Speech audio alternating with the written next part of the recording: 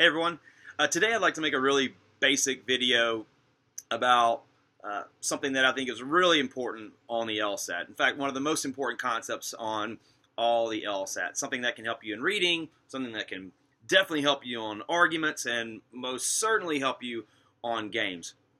And it's about conditional logic, or more specifically, about if-then statements and their contrapositives. Now, for those of you who already know what I'm talking about, great.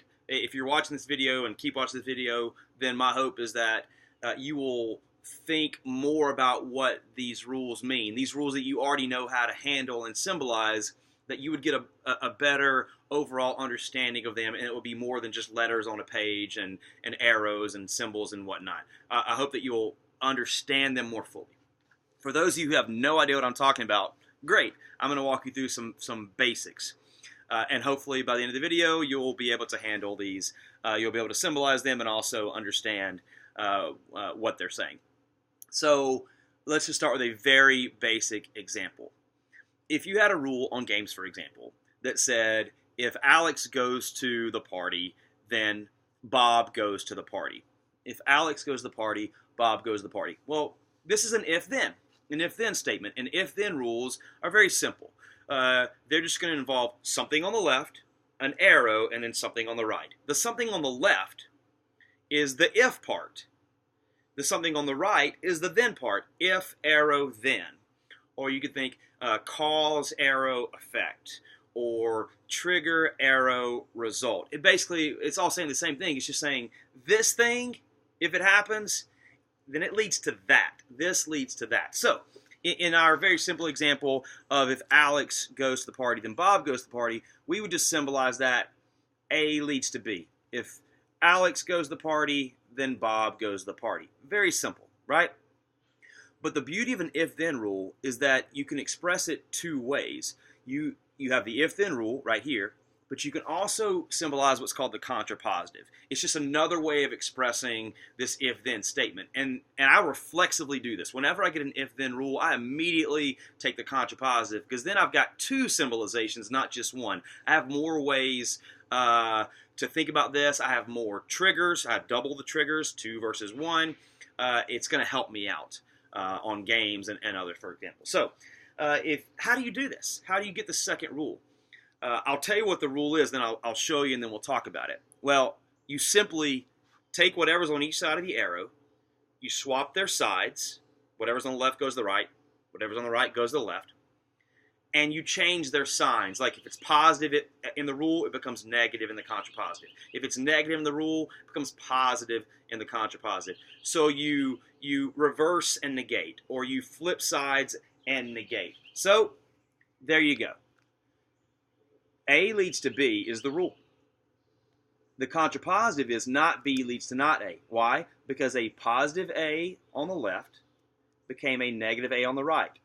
The positive B on the right became a negative B on the left. We flipped the sides, A and B, and we made these positives negatives. Right? Flip and negate, reverse and negate. So now you have two expressions of this rule, two ways of thinking about it. And let's do one more, and then we'll talk about these. What if you had one that said, if Alex doesn't go to the party, then Christy goes to the party? Well, if Alex doesn't go, that's a negative. And by the way, I use the tilde, use whatever you want to, just be consistent. If Alex doesn't go to the party, then Christy goes to the party, right? The contrapositive, we're going to swap their sides, and we're going to negate. So this negative A is going to become a positive A. The positive C is going to become a negative C, and they're going to flip sides. So there you go. Negative C leads to positive A. If-then rule, contrapositive, right? Once again, it's saying the same thing, or it's another way to understand this rule or this condition. So think about it. How does this basically tell you the same thing? This says if Bob doesn't go to the party, then Alex doesn't go. Well, that has to be true. And this is where I want you to think more about it. That has to be true, because if Alex did go to the party, we know that Bob would be at the party, right? But Bob's not at the party. So that means that Alex can't be there. Why? Because if Alex were there, Bob would be there. So it's saying the same thing. So too here. Saying Alex, if she doesn't go, then Christy does go. This is the same thing. If Christy doesn't go, okay, then Alex goes. This has to be true, right? Alex has to go, because if Alex didn't go, Christy would be at the party. But we know she's not at the party. That means that Alex has to be at the party.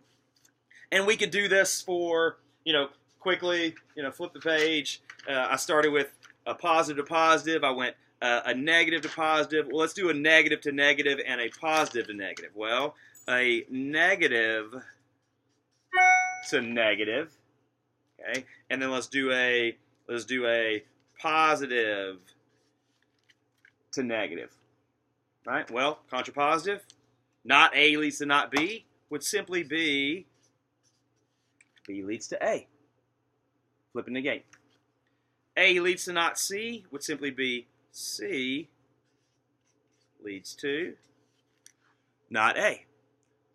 So now you see all those possibilities there. So now you know how to symbolize it, but what I want you to do is just think about what that means. And then you can understand better why the contrapositive is true if the if-then statement is true. It doubles your number of rules. If you get 4 if-then statements, you immediately take the contrapositives of each of those. You now have 8 if-then statements. It gives you 8 triggers instead of 4, and that's going to really, really help you. So, this was a super basic tutorial. There's more to say about this, but if you didn't know at all what I was talking about, hopefully now you do.